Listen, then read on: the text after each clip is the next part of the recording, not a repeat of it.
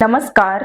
कल्पना कीजिए कि आपने अपनी पूरी जिंदगी एक सपना को पूरा करने में लगा दिया, दिन रात मेहनत किए, और जब आप अपने सपने के सबसे करीब पहुंचे, तब आपसे आपके गुरु ने कहा है कि यदि तुम मेरे शिष्य हो तो मुझे गुरु दक्षिणा में अपना अंगूठा दे दो। और वह शिष्य बिना एक पल गवाए, बिना कुछ सोचे समझे ऐसा कर देता है। लोगों को लगता है कि महाभारत में सबसे दर्दनाक कहानी कर्ण या फिर अभिमन्यु की है, लेकिन इन दोनों से भी ज्यादा दर्दनाक कहानी उस शिष्य की है जिसे उसके गुरु ने कभी कुछ सिखाया ही नहीं, और वो है एकलव्य। ये उस समय की बात है जब शिक्षा पर कुछ ही लोगों का अधिकार माना जाता था, जब जन्म को ही योग्यता मान लिया जाता था। उसी युग में एक बालक का जन्म हुआ, बनों के बीच निषाद कुल में। उसका पालन पोषण कोई राजमहलों में नहीं हुआ था, ना तो उसके पास कोई रेशमी वस्त्र थे और ना ही सोने चांदी के आभूषण। था तो केवल खुला आकाश, घना जंगल और एक बेचैन सपना कुछ कर दिखाने का।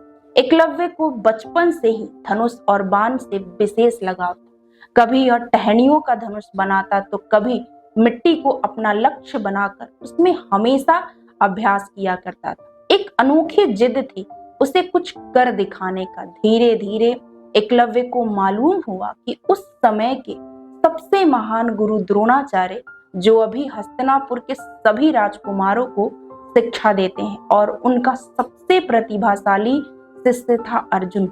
एकलव्य ने निश्चय किया कि वह द्रोणाचार्य से शिक्षा लेगा। एक लंबी यात्रा करके एकलव्य गुरु के आश्रम पहुंचा। वहां पे उसने देखा कि द्रोणाचार्य सभी शिष्यों को शिक्षा दे रहे हैं। एकलव्य ने विनम्रता से सिर झुकाकर द्रोणाचार्य के सामने निवेदन किया कि उसे अपना शिष्य बना लिया जाए, लेकिन उसकी प्रार्थना अस्वीकार कर दी गई। कारण स्पष्ट था कि वह कोई राजकुमार नहीं था, बल्कि एक वनवासी था। उसी क्षण एकलव्य के भीतर कुछ टूटा, लेकिन उसी टूटन से एक नया संकल्प का जन्म हुआ। और एकलव्य ने एक संकल्प लिया कि भले ही द्रोणाचार्य ने मुझे अपना शिष्य नहीं बनाया, लेकिन मैं हमेशा आजीवन गुरु द्रोणाचार्य को ही अपना गुरु मान करके अपना अभ्यास पूर्ण करूंगा। वह वापस जंगल लौटा और गुरु द्रोणाचार्य की एक प्रतिमा बनाई और उस प्रतिमा को अपने सामने स्थापित किया, और प्रतिदिन उस प्रतिमा के सामने ही अभ्यास करना शुरू कर दिया। एकलव्य का जीवन मात्र उसी उद्देश्य के इर्द गिर्द घूमने लगा। वह हमेशा सूर्योदय से पहले उठता और देर रात तक अभ्यास करता था। गर्मी, धूप, वर्षा, बारिश, कभी भी उसने अपने अभ्यास को छोड़ा नहीं। हमेशा वह अडिग रहा। उसके हाथों में छाले पड़ गए, उसकी उंगलियों में घाव तक आ गया, लेकिन कभी भी वह हिला नहीं। और धीरे धीरे एकलव्य एक महान धनुर्धर बना, एक ऐसा धनुर्धर कि कभी भी उससे कोई लक्ष्य चूका ही नहीं। एक दिन उसी जंगल में हस्तिनापुर के सभी राजकुमार शिकार खेलने के लिए आए, और उन सभी के साथ साथ एक कुत्ता भी आया, और वह कुत्ता बहुत भौंक रहा था। इसलिए एकलव्य ने उस कुत्ते को इतना तीर मारा कि उसे कहीं भी कोई घाव नहीं लगा।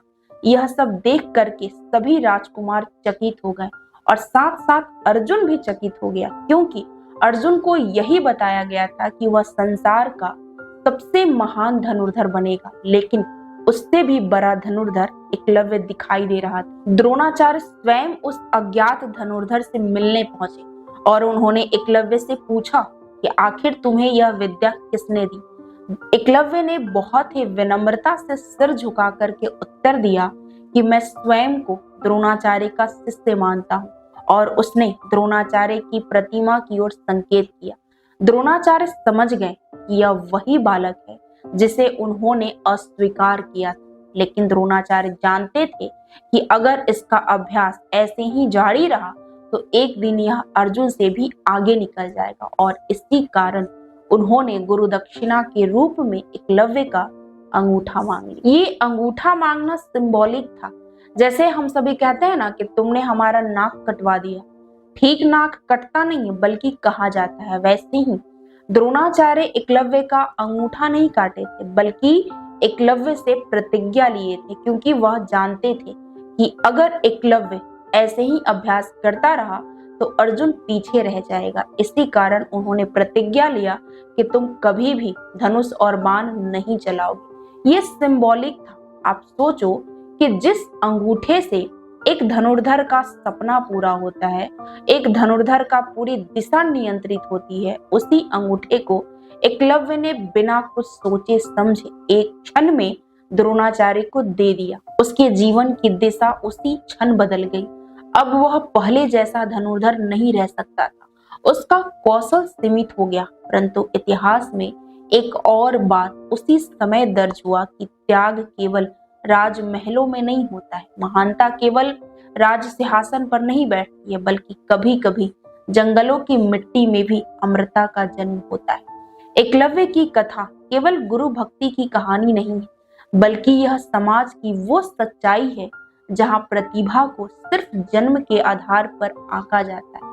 और साथ साथ एक मौन प्रश्न भी है कि क्या सच में न्याय था? अंगूठा चला गया पर उसका नाम अमर हो गया। आज भी वह इतिहास के हर एक पन्नों में उस चरित्र के रूप में जीवित है जिसने बिना शिकायत के अपना सब कुछ दे दिया, पर अपनी मेहनत और अपने समर्पण से यह सिद्ध कर दिया कि शिष्य वही है जो हर परिस्थितियों से ऊपर उठ जाए। आज भी जब कोई युवा सीमित संसाधनों में एक बड़ा सपना देखता है कुछ कर गुजरने का, अगर किसी के द्वारा अस्वीकार होने के बाद भी वह हार नहीं मानता है और मार्गदर्शन नहीं होने के बाद भी स्वयं अपना रास्ता बनाता है, तो कहीं ना कहीं एकलव्य फिर से जीवित होता है।